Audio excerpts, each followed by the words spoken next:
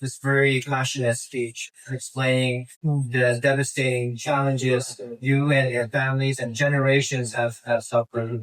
Appreciate it.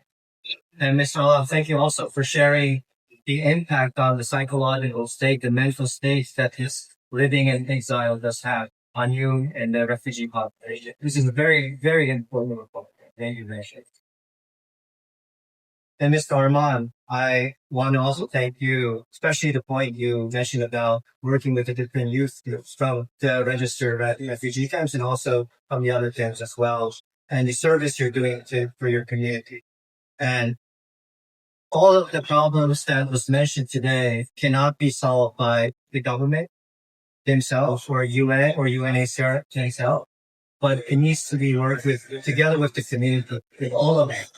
As you mentioned, there's a lot of potentials in your community, and how we can work together to really fulfill those potential as much as possible, I think is the only way we can find a feasible, realistic solution. I started my work as a lawyer in Japan, and one of the most memorable cases I had was asylum seeker, refugee, Rohingya in Japan. That helped me motivate to work outside in the United Nations. The first place I worked was in Malaysia, in Kuala Lumpur, where again I met a lot of refugees, including in detention centers. Now my journey has brought me here to Cox's Bazar. And I cannot say enough, how much it feels hearing the voices which has been accumulated for decades.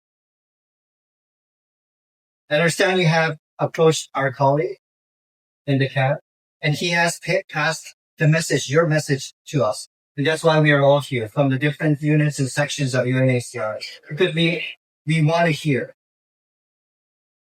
I think you mentioned that, and the question was about really, I find most essential part was about your voices being heard. Voices being heard directly from us, voices being heard at more high level meetings. It is very essential. And I cannot stress enough the importance of hearing your voices as much as possible and reflecting them and finding solutions together. So I come here, I don't come here with concrete answers to all of the questions that you raised. But these are all very pertinent, very important questions.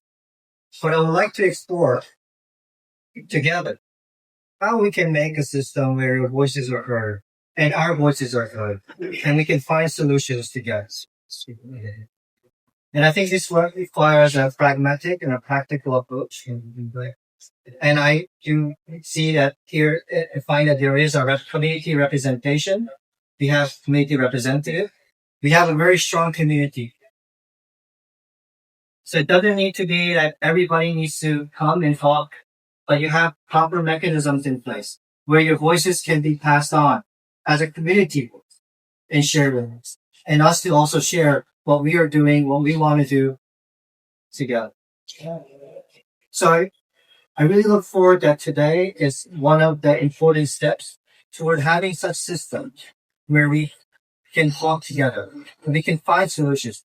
Like I mentioned, we need every bit of support and potentials out there to make any chance of finding a solution together in this very challenging world that we're in. Again, each one of you is important. Each voices you have are important. And it's our responsibility as UNHCR to hear them. And hear them through proper mechanisms that we have established and we would like to reinforce it. So I hope that is something that we can discuss. Thank you very much.